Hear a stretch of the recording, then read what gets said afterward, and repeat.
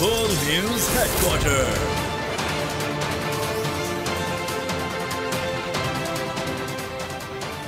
अस्सलाम वालेकुम। बोल न्यूज हेडक्वार्टर्स में आपको कहेंगे खुशामदीद। मैं हूं अरबाब जहांगीर और मैं हूं महविश निसार। हेडलाइंस आपने मुलाहिजा की, बुलेटिन में बात होगी। वज़ीर आज़म की अहम मुलाकातें, नवाज शरीफ का रास्ता साफ, आलमी बरादरी का मजलूमों से मजाक और फलस्तीन की सूरत हाल क्या।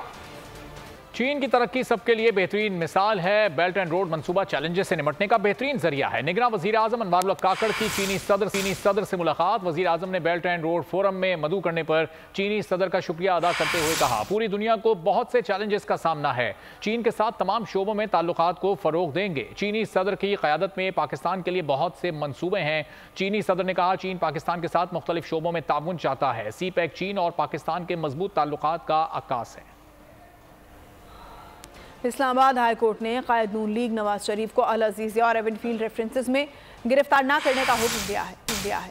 हुक्म में इस्लामाबाद हाई कोर्ट का कहना था कि 24 अक्टूबर तक नवाज शरीफ की हिफाजती जमानत मंजूर की जाती है।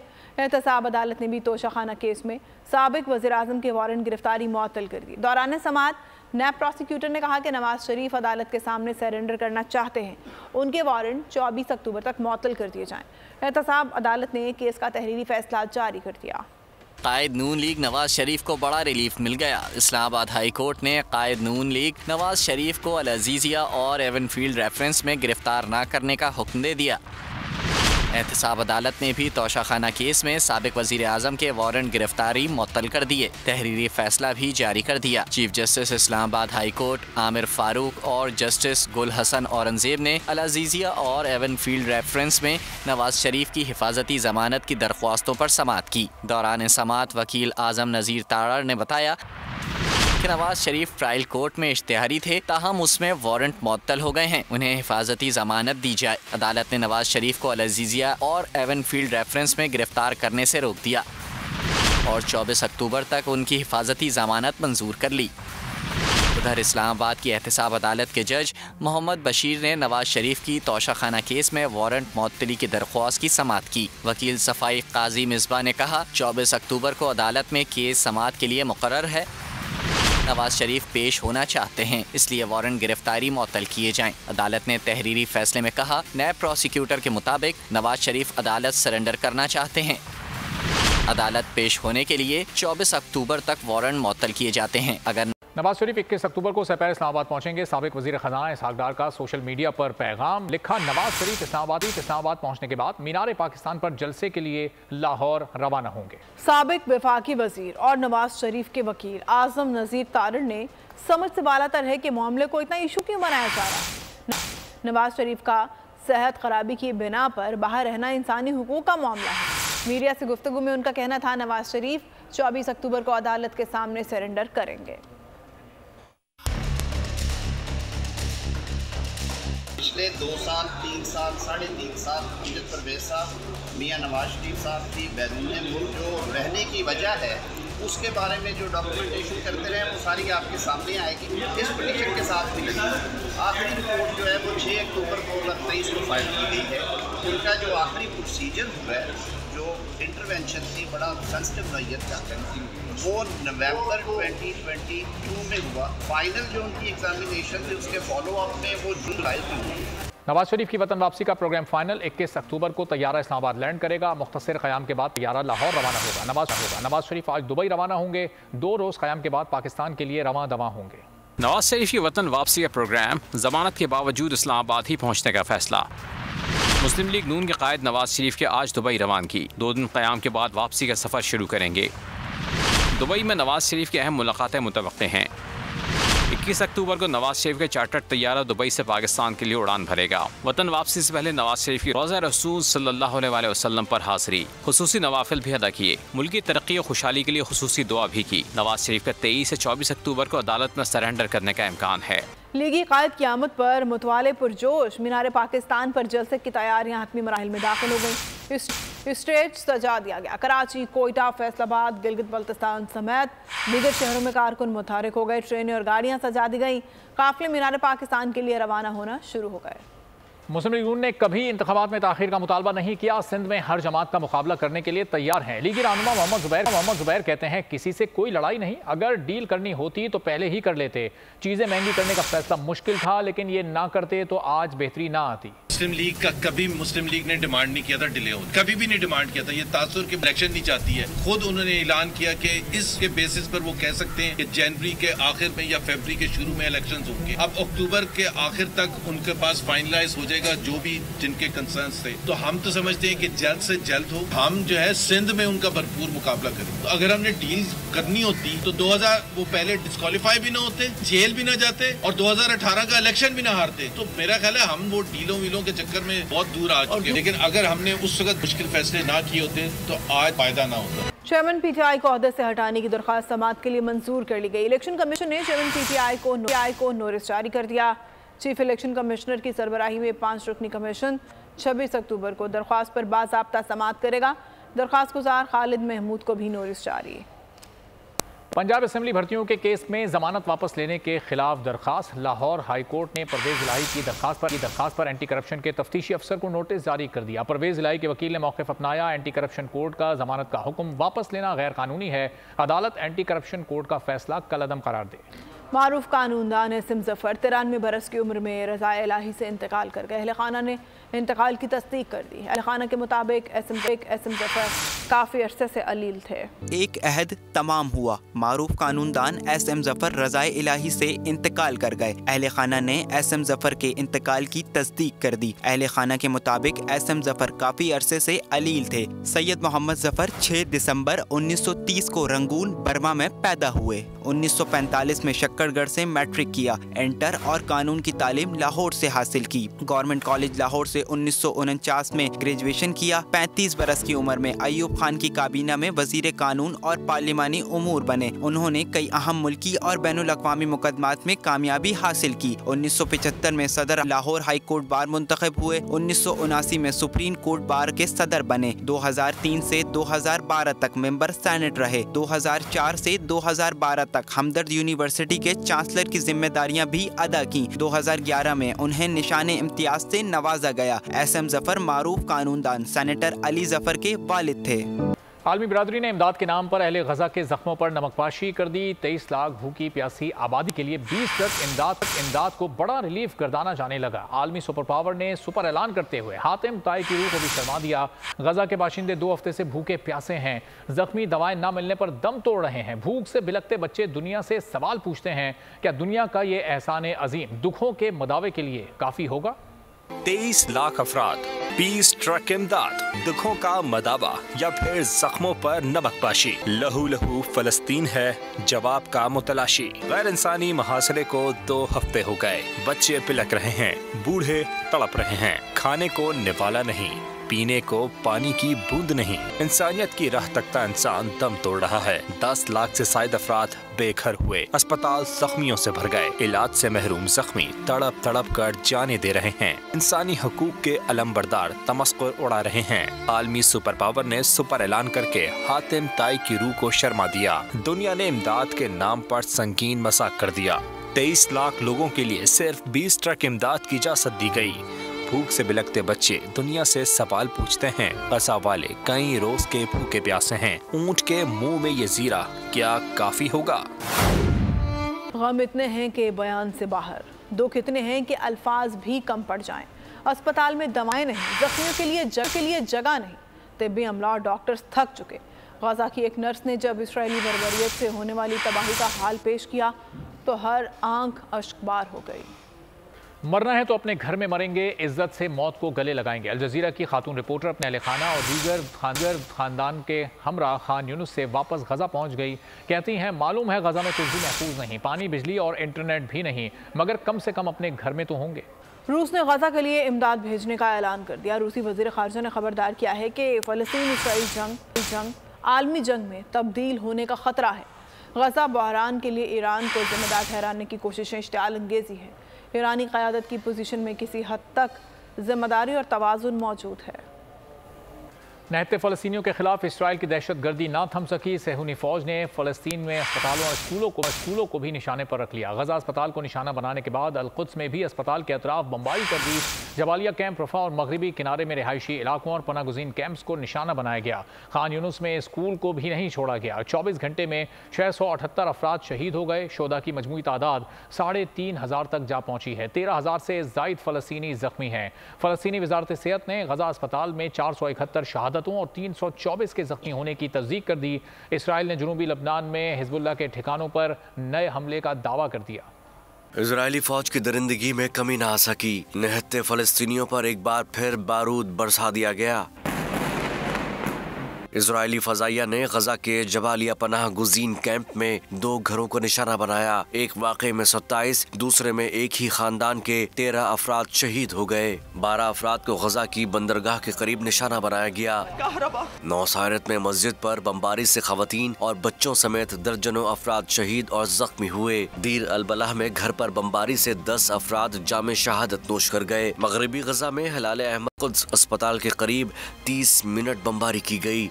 अल-शिफा अस्पताल के नवाही इलाके को भी बमबारी का निशाना बनाया गया। अल-बकरी हाउस पर हमले में एक ही खानदान के 7 अफराद शहीद हुए। अल-जैतून में घर पर 20 बम बरसाए गए। राम अल्लाह, रफा और अल-बरी शहरों में भी रिहायशी इलाकों पर बारूद बरसाए गए। इजरायली फौज ने मकबूजा मगरबी किनारे के मुतादिद इलाकों पर धावा बोल दिया। फौज ने हमास के मुश्तबा अरकान की गिरफ्तारी का दावा भी कर दिया। अहम मुजाहमती कमांडर को शहीद किए जाने का दावा किया। मगरबी किनारे में इजरायली फौज ने गैर मुसल्लह नौजवान और उसके वालिद को गोली मार दी। अक़वाम मुत्तहिदा ने गजा में 10 लाख अफराद के बेघर होने की तस्दीक कर दी। बमबारी में 4,500 रिहायशी इमारतें, 12,000 घर तबाह हो गए। इजराइल ने जुनूबी लेबनान में हिजबुल्लाह के ठिकानों पर नए हमलों का दावा कर दिया। फिजाइया की लेबनान में 2 मुकामात पर बमबारी से कई अफराद जख्मी हो गए। फौज के मुताबिक इलाके से शुमाल मगरबी इजराइल पर एंटी टैंक मिसाइल दागे गए थे। अमरीका हट धर्मी से बाज न आया। सलामती काउंसिल में गजा में इंसानी बुनियादों पर जंगबंदी की करारदाद वीटो कर दी। ब्राज़ील की करारदाद में हमास के हमलों की भी मजम्मत की गई और कहा गया है कि तमाम यरगमालियों को फौरी रिहा किया जाए। तमाम फरीकैन बैनुल-अक़वामी कानून के तहत अपनी जिम्मेदारियों की तामील करें। अमरीका की हट धर्मी गजा जंगबंदी की करारदाद वीटो। अमरीका ने अक़वाम मुत्तहिदा की सलामती कौंसिल की करारदाद के उस मुसव्वदे को वीटो कर दिया है जिसमें गजा में इंसानी बुनियादों पर जंगबंदी का मुतालबा किया गया था। सलामती कौंसिल के 15 में से 12 अरकान ने करारदाद के हक में वोट दिया।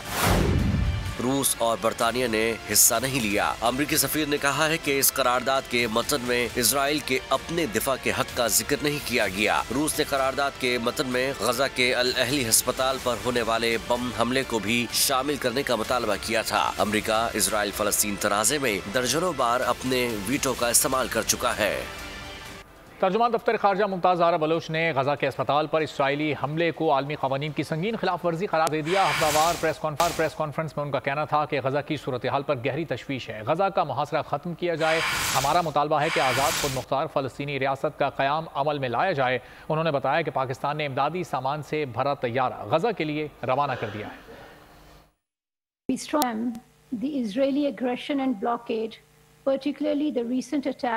On a Gaza hospital. Israel's actions violate international humanitarian and human rights law. Deliberate attacks against civilian targets constitute war crimes and crimes against humanity. We call for an immediate ceasefire, an end to the siege of Gaza, and the facilitation of humanitarian corridors for unrestricted relief supplies. मुत्तहिदा कौमी movement Pakistan की जानिब से कल बाद नमाज जुमा फ़लस्तीनी अवाम के साथ यकजहती का इजहार किया जाएगा। शारा फैसल पर रैली का एहतमाम किया जाएगा। रहनुमा MQM डॉक्टर खालिद मकबूल सिद्दीकी कहते हैं उम्मत की खातिर अपनी सियासत को एक तरफ रखते हैं। कल की रैली सियासत के लिए नहीं उम्मत के लिए निकाली जा रही है। कराची ने वाज़ेह पैगाम देना है कि कराची की आवाज़ एक है।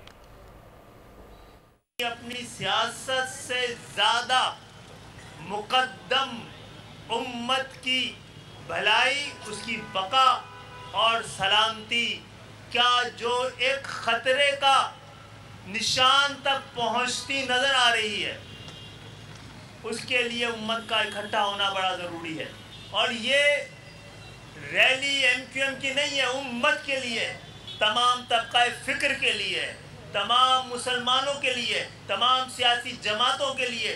मौजूद तमाम सियासी जमातों को अपनी इस उम्मत के खातिर अपनी सियासत को इस वक्त एक तरफ रख देना चाहिए। मगरबी दुनिया ने इसराइल का इंतखाब किया है तो मुस्लिम ममालिक फ़लस्तीन के साथ क्यों नहीं खड़े? सिराजुल हक की न्यूज़ कॉन्फ्रेंस कहा गजा में क़यामत बरपा है, ममनुआ असलहे का इस्तेमाल किया जा रहा है, हज़ारों अफराद मलबे तले दबे हुए हैं। अमरीकी सदर ने इसराइल को कत्लेआम का क्लीन चिट दे दिया। आलम इस्लाम आगे बढ़कर किरदार अदा करे, OIC का बयान रिवायती था। अमरीकी सदर ने भी उसको सपोर्ट किया। इससे पहले अमरीकी वज़ीर ख़ारिजा ने 3 दौरे किए और शर्मनाक बात की कि उन्होंने ऐलान किया कि हम हर हालत में के साथ खड़े हैं और मैं एक वज़ीर ख़ारिजा की हैसियत से नहीं, एक यहूदी की हैसियत से यहाँ पर आया हूँ। और इस तरह उन्होंने उनको यही पैगाम दिया कि इन हमलों को जारी रखें। दूसरी तरफ हमारे मुसलमान हुक्मरान हैं जो अब तक तमाशाई बने बैठे हैं और हस्ब रिवायत ज़ुबानी जमा खर्च कर रहे हैं, मुज़म्मती बयानात दे रहे हैं। एक बुज़दिलाना खामोशी इन्होंने इख्तियार किया है। अमेरिका में वहशी इसराइल के खिलाफ एहतजाज की आग भड़क उठी। मुजाहिरीन ने कैपिटल हिल को घेरे में ले लिया, इमारत के अंदर दाखिल हो गए। लोगों ने गजा में जंगबंदी का मुतालबा किया। पुलिस ने मुतादिद मुजाहिरीन को गिरफ्तार कर लिया। गजा में शहरियों पर इसराइली बर्बरियत ने उम्मत मुस्लिमा के दिलों को जख्मी कर दिया। गजा में रहते शहरियों और मासूम बच्चों के कत्लेआम पर इसराइल दुनिया भर में नफरत का मरकज़ बन गया। गजा में जारी खूनरेजी पर मुस्लिम ही नहीं गैर मुस्लिम ममालिक के अवाम में भी शदीद गम गुस्सा है। दर्जनों ममालिक में शहरियों ने इसराइल और अमरीकी सिफारत खानों का रुख कर लिया। आज़ाद फ़लस्तीन के लिए आवाज़ें पहले से ज़्यादा बुलंद हो गईं।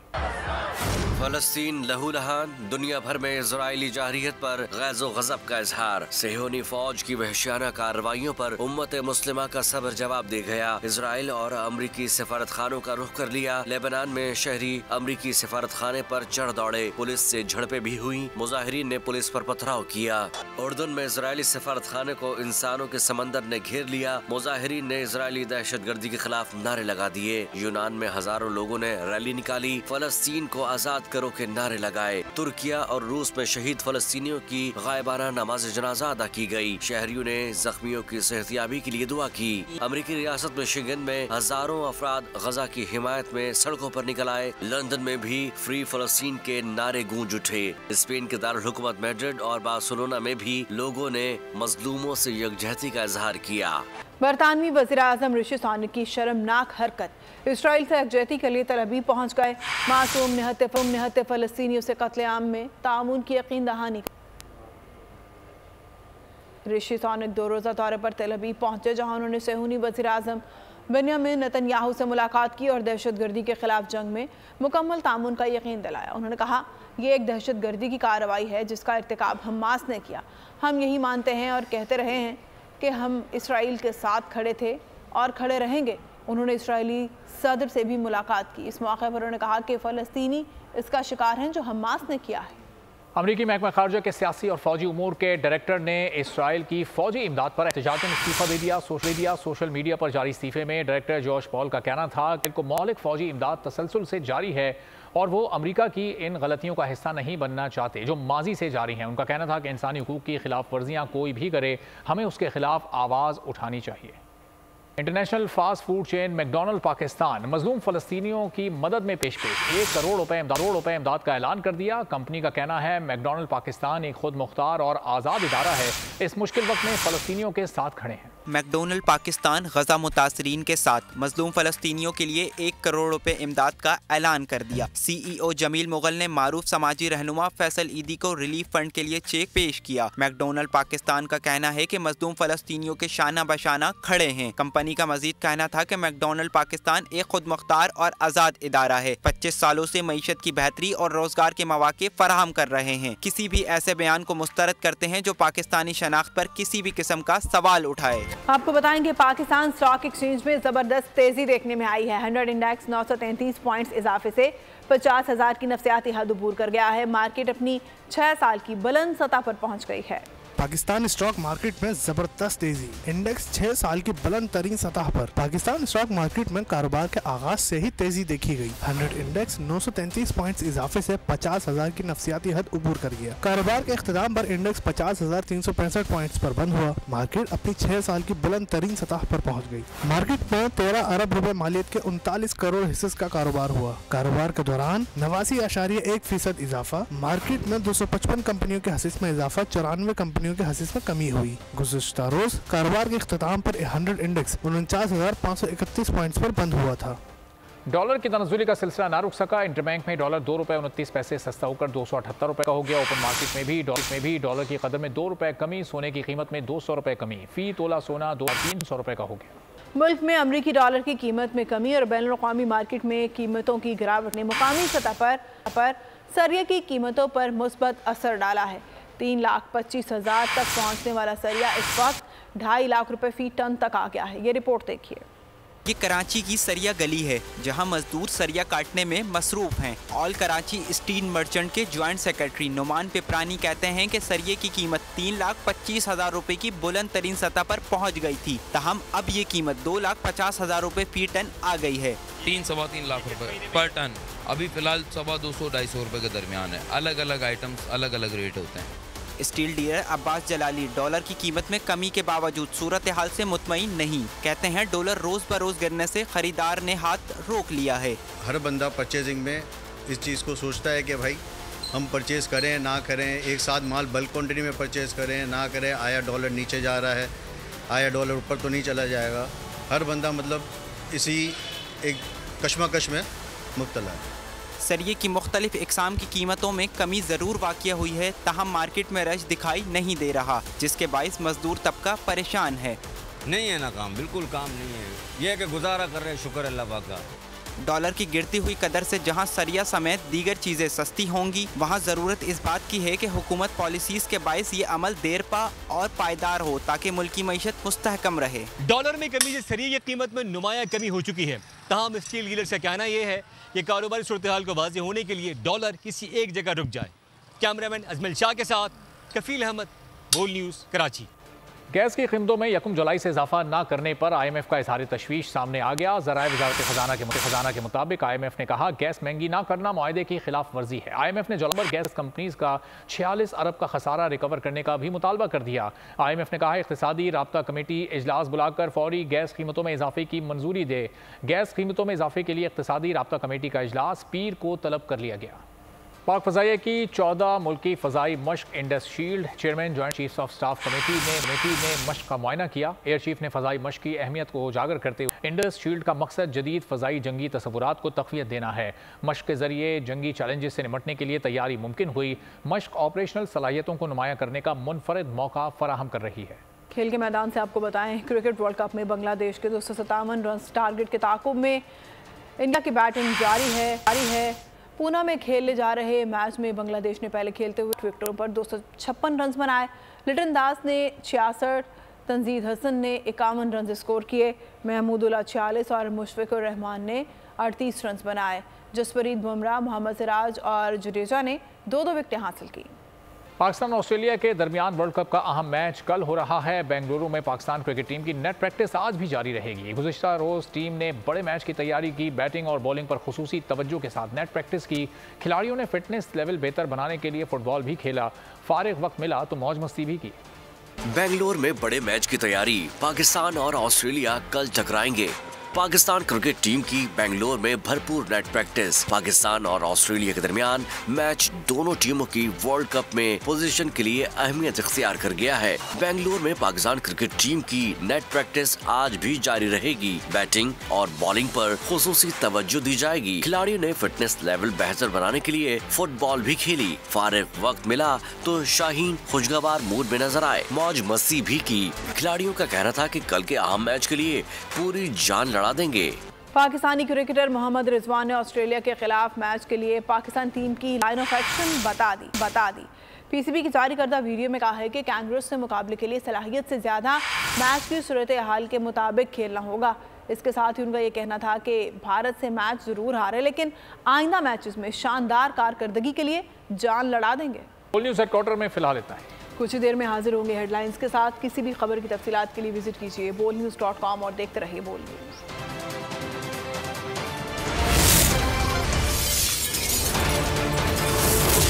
बोल न्यूज हेडक्वार्टर। सब्सक्राइब करें और बेल दबाएं ताकि कोई खबर रह न जाए।